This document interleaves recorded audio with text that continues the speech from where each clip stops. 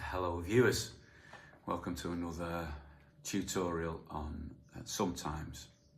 So I'm going to try and explain, well, my reasons for doing this is I was classically trained, so I'm now a songwriter, a performer, producer and a teacher as well. Now I'd reached the point where I could play Beethoven sonatas, for example, Chopin nocturnes, and I did not have a clue how any of it works. Nothing. So when I came to try and improvise my own thing, I just didn't know where to start. So hopefully, I can't cover all, every theoretical aspect of playing or composition, but hopefully I can cover the aspects that are relevant to this particular song and others as we go along, and it will be useful. It'll be useful to songs that you're writing or simply understanding what you're playing. So in the first lesson, we covered how to make a triad. Yeah, we used the example of E.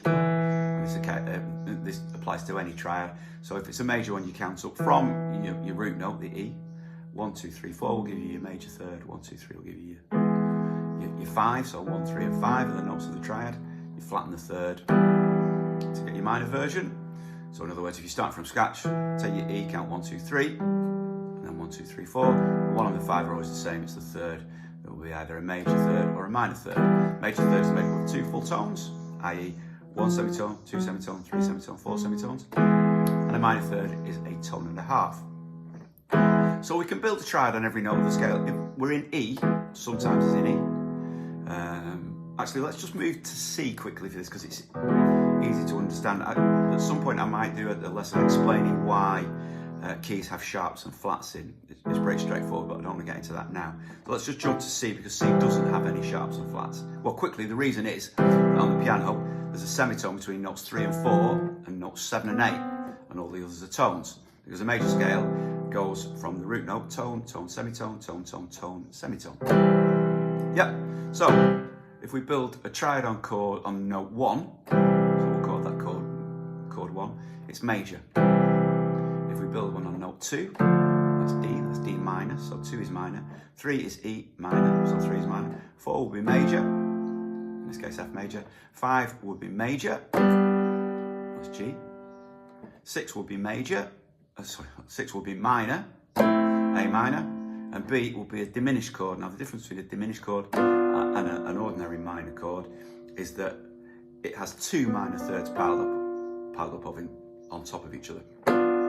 In fact, it can have more than that. It can have 3. Full diminished, that's called a half diminished. A full diminished has your 3 minor thirds piled onto each other. So in other words, to build up a diminished chord, these are also quite useful. Count up 1, 2, 3. There's your first minor third. 1, 2, 3. There's your second minor third. 1, 2, 3. There's your third one. And it's famously the start of, for example, I Will Survive. Yep. You'll have heard it in a few things. Okay, so back to sometimes.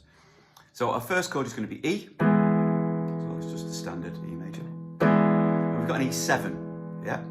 Now, a 7 chord does not belong in E because the notes of E are E, F sharp, G sharp, A, B, C sharp, D sharp.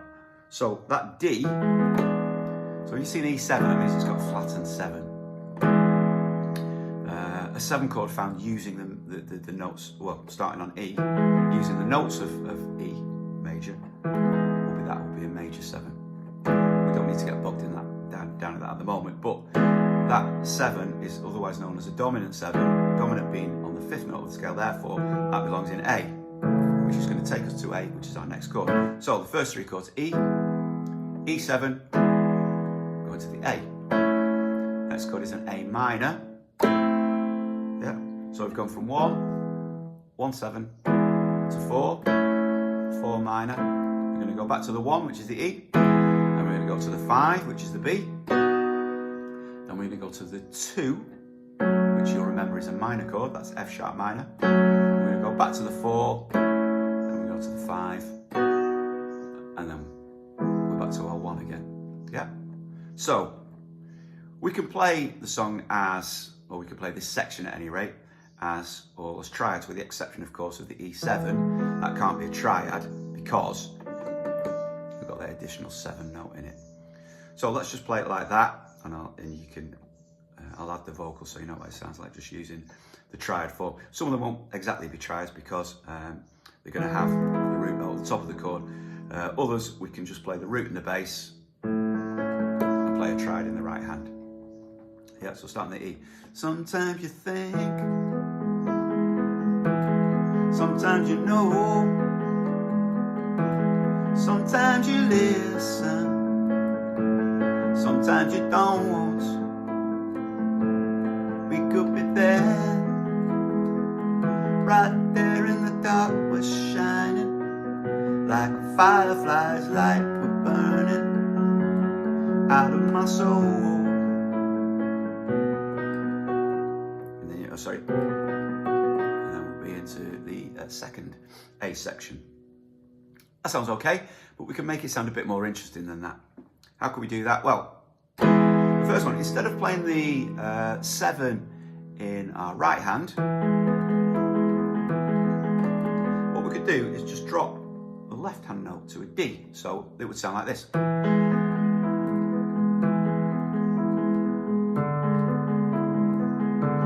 Now your ear likes that. It likes that kind of the right hand staying the same. Oh, where's that going? It's going. This is called a line cliche. It's going down in steps. Yep, in the left hand. So now we're on an F sharp. So remember, so this is our A chord. So F sharp. Sorry, we're on a C sharp. So the C sharp is the third, yeah, of our A chord. So we've just got the third in the bass. So you can call that a first inversion. An inversion is when you turn a chord on its head. So if you start with the root version there, and you then put that A on the top, there, it looks like that. In other words, you've inverted it. Yeah, so it's called a first inversion. And then a second version, you will put the C sharp on the top, so on. Well, not on so on, there are your 2 inversions. You could have 3 inversions if you've got 3 notes in a chord. Don't need to worry about that either at the moment. So, we've played our E. We're going to put the 7 in the bass. Now we're going to put the third of the A chord in the bass. So you can play it like that. In classical music, they would probably take the third out of the right hand and play it like that. This is pop music, so no such rules apply. You just do whatever sounds best to you. Sometimes I usually decide what sounds better under the vocal rather than what sounds better as the piano part played by itself. But like I say, there's no right and wrong, whatever suits you. And then, you remember we go to the minor version of that, so we can drop the left hand again by a semitone. So now we've had that nice little pattern in the left hand going. Yeah, from the beginning. Drop to the 7. Drop to the 3 of the A. Drop to the minor 3.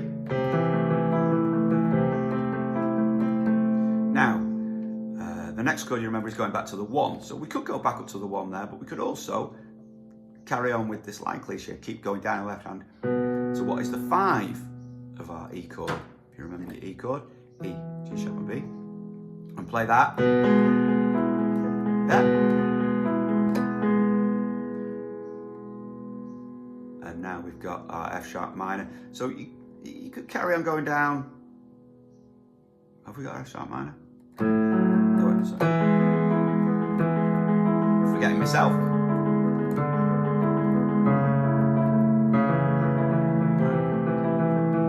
Oh no. So here we are on our essentially a second inversion of E, or E over B. Now it's our 5. We can keep the B there because that's now the root note. So rather than play the root in our right hand, the nicer voicing there, because we were there playing like a first inversion of our E chord. Easier just to drop that to the F sharp, and then we're playing in the right hand anyways, a second inversion of our B chord. And now now is the F sharp minor. So we could play there.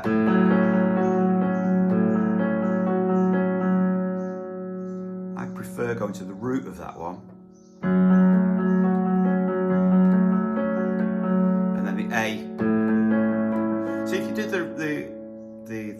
first inversion of that F sharp. Might be quite nice. I'm not sure I actually tried that. It only just occurred to me then. Back to the 5. So with the vocals, sometimes you think, sometimes you know, sometimes you listen, sometimes you don't. We could be there, right there in the dark, we're shining like a firefly's light, we're burning. No, see, I don't like that. Light, we're burning out of my soul. And then we're into the second verse. Now we'll work out some variations of that, which we'll probably do in the next lesson. So, thanks for getting with me this far. And I was stumbled in a few parts, but rather than start again and re-record, I'm sure you kind of get the picture. If there's anything there that's gone over too quickly, or you would like me to do a video on separately, please put that in the comments. Meanwhile, enjoy yourself playing that, and I'll see you soon.